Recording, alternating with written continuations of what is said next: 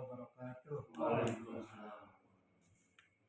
Yang saya hormati rekan-rekan, sambil kita rehat dari kegiatan rapat, mari kita menyimak dulu satu hasil webinar kemarin yang mengenai Sanari yang disampaikan oleh Bapak Rahmadi SE. Beliau adalah Asisten Manajer Risiko di PTP1 Regional 7. Dalam hal ini, beliau mengambil judul Bersahabat dengan Risiko yang dilaksanakan pada tanggal 20 Januari 2026. Beliau menyampaikan bahwa salah satunya adalah kita jangan takut untuk mengambil sebuah risiko. Mengapa takut? Itu karena kita kadang takut salah, takut gagal, atau takut dimarahi. Itu yang terjadi dalam ilusi benak kita. Dan kita ketika risiko itu memilih, ketika kita mesti memilih apa yang akan mengikuti ilusi atau risiko yang akan membawa kebaikan di dalam hidup kita. Tapi jadikanlah risiko itu sebagai sahabat terbaik kita. Jangan takut gagal, jangan takut khawatir, jangan takut akan cemas, dan jangan takut untuk mencoba. Kemudian jadikan juga mungkin sebuah penolakan atau mungkin sebuah kepahitan itu merupakan bagian yang harus kita lalui dalam hidup kita, dan di waktu yang sama kita tidak menyadari bahwa risikolah yang membawa kita sampai pada saat ini. Untuk selanjutnya ini kita ilustrasikan tentang seorang anak kecil yang belajar naik sepeda. Ketika seorang anak berani melangkah, berani mencoba, maka dia akan bisa naik sepeda dengan lancar. Dan sebaliknya ketika anak takut jatuh, takut gagal, takut tidak bisa, maka itu tidak menjadikan yang anak tidak akan bisa menaik sepeda seperti yang dicontohkan pertama. Itulah bukti nyata bahwa risiko membawa kebaikan dalam hidup kita. Ketika jatuh harus bangun lagi, dan jatuh lagi, dan bangun lagi. Sehingga berhasil apa yang diharapkan. Dengan kesimpulannya adalah, dan risiko adalah alat ajaib yang diciptakan oleh Tuhan untuk diri kita. Kemudian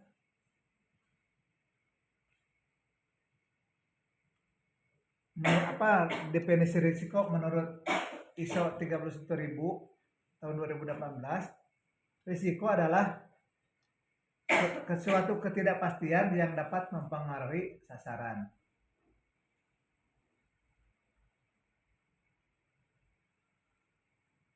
Ketidaktahuan tentang suatu peristiwa, baik kemungkinan yang terjadi maupun dampaknya, apa saja itu. Kemudian dampak berupa penyimpangan terhadap sasaran yang diinginkan dan dapat bersifat positif atau negatif, berupa ancaman atau harapan. Kemudian sasaran itu dapat berupa keuangan, kesehatan, penjualan, dapat pula untuk individu di bagian perusahaan dan lain sebagainya. Kemudian bagaimana cara menemukan risiko, mengenal risiko? Yang satu adalah kenali proses bisnis yang menjadi tanggung jawab Anda sebagai karyawan atau kita sebagai karyawan. Kemudian juga kenali sasaran yang diharapkan dari proses bisnis. Yang ketiga, kenali hal-hal yang mungkin mempengaruhi pencapaian sasaran proses bisnis kita. Dan yang keempat, temui dan kenali sumber risiko baik yang dari dalam maupun yang dari luar proses bisnis.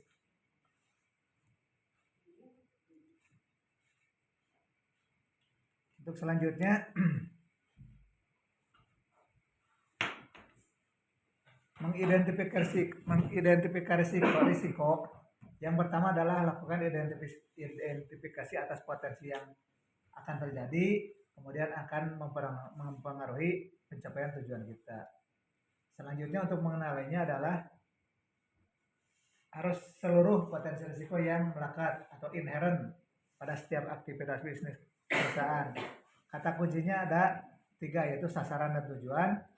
Kedua, ketidakpastian yang akan mempengaruhi sasaran atau tujuan, dan ketiga adalah kejadian yang tidak diharapkan.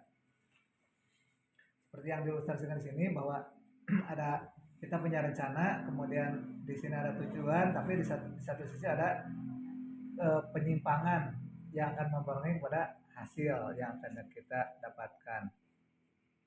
Nah, ini salah satu contoh membedakan risiko, penyebab, dan dampak. Salah satu contohnya adalah kita akan berangkat bekerja, maka sasarannya adalah tiba di tempat rapat itu jam 9 pagi.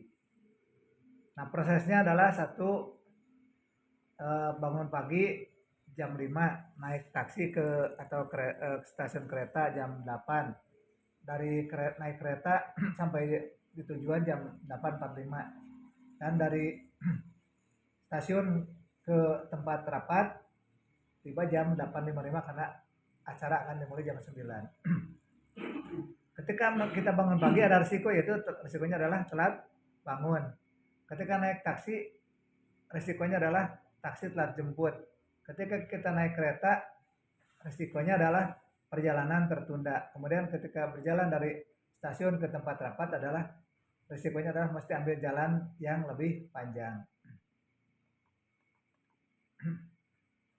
Kenapa terjadi risiko? Karena ada kondisi lingkungan. Misalnya kenapa telat bangun? Karena alarmnya rusak. Kemudian kenapa taksi telat jemput? Karena sopir taksinya demo. Kenapa perjalanan rel di kereta tertunda? Karena rel kereta tertimbun atau banjir kalau di kita. Kemudian kenapa mesti ambil jalan panjang ketika berjalan dari stasiun ke tempat rapat? Itu karena jalanan tutup. Itu adalah kondisi lingkungan. Dan risikonya adalah yang disampaikan tadi. Sehingga sasarannya harus jam 9 kita menjadi telat ketika tiba di tempat rapat.